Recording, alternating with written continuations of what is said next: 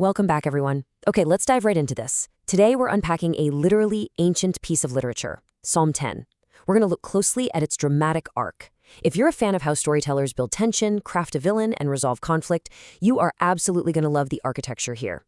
We're breaking down this narrative step by step to see exactly how this poem operates as a masterclass in drama.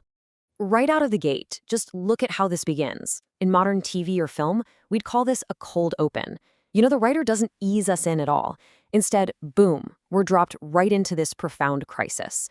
Why, O Lord, do you stand far away? Why do you hide yourself in times of trouble? It's such a jarring, desperate plea, right?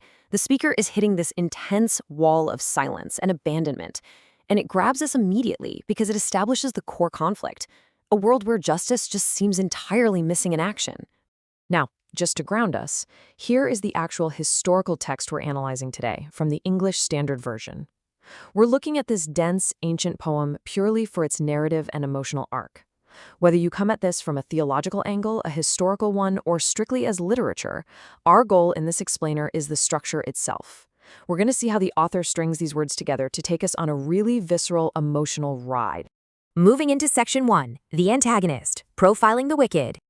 Every great dramatic arc needs a compelling conflict, and that usually means a formidable antagonist. This poem doesn't just hand us a vague bad guy, it builds a deeply unsettling psychological profile. Let's just rapid fire through these traits from verses 2 through 7. This antagonist, he's arrogant, hotly pursuing the poor. He boasts about his own desires. He's greedy, actually curses the Lord, and in his immense pride, he absolutely refuses to seek God. His mouth is completely full of cursing, deceit, and oppression. It's a total, comprehensive portrait of sheer, unadulterated arrogance. The author really wants us to feel the heavy, oppressive weight of this character's ego. Now, what's really interesting about this slide is how the scholarly translation footnotes reveal even deeper, kind of darker layers to his motivation. Take a look at the alternate translation for verse 3. Instead of just renouncing the Lord, it could be read as, he blesses the one greedy for gain. That's an entirely inverted value system. He's literally celebrating corruption. And then in verse 4, instead of a blanket, there is no God, the alternate reads, he will not call to account. That completely shifts his mindset from simple disbelief to this calculated, cynical belief in his own impunity. Basically, he thinks he's completely untouchable. And the poem masterfully structures this character by contrasting his internal monologue with his external impact. On the one hand, look at the immense, almost delusional pride of his thoughts. I shall not be moved. Throughout all generations, I shall not meet adversity. The guy thinks he's a god of his own making. But then contrast that delusion with the brutal reality of his actions, filling his mouth with deceit and literally murdering the innocent in hiding places. The poem creates this real sense of terror by showing us a villain whose unchecked ego results in devastating external violence against the vulnerable. All right, that brings us to Section 2, Predators and Prey. Vivid imagery. As we move into verses 8 through 11, the pacing of the poem really ramps up.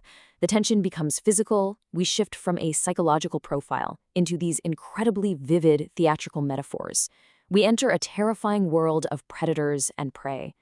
Just read this quote from verses 8 and 9.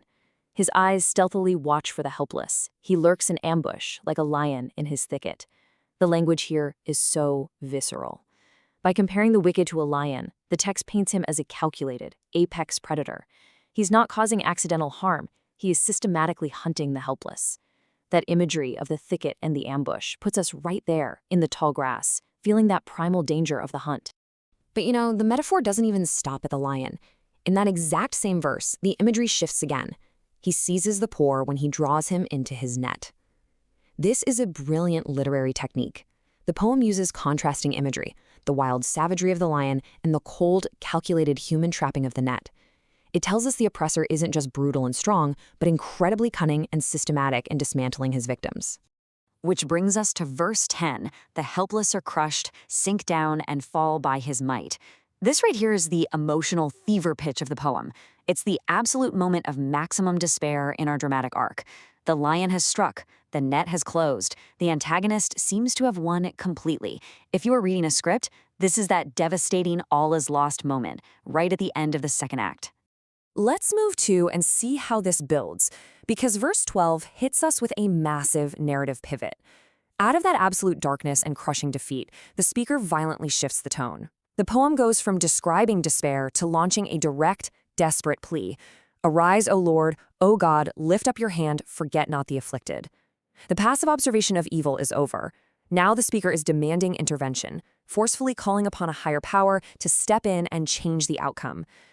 This pivot perfectly sets up the ideological clash of the entire poem. On one side, we have the villain's fatal flaw from verse 11, the assumption that God has forgotten, he will never see it. It's the ultimate hubris, right? But on the other side, the speaker counters with the text's ultimate reality in verse 14, but you do see. The speaker finds this renewed conviction that justice is, in fact, watching. The antagonist's entire reign of terror was built on this false premise of being unobserved, and the speaker is just tearing that premise completely down. And that takes us to section 3, the ultimate resolution. Now we're entering the final act of our dramatic arc, that crisis of silence that opened the poem, and all the terrifying chaos caused by the antagonist, well, they have to give way to something else. The poem moves toward an affirmation of cosmic order. The speaker's plea reaches its climax in verse 15. Break the arm of the wicked and evildoer, call his wickedness to account till you find none. Notice the poetic symmetry here. Throughout the whole poem, the wicked use their physical might, their arm, to crush the helpless. So now the speaker is asking for that exact physical power to be totally dismantled. It's a call for absolute, uncompromising accountability until the wickedness is completely gone from the story.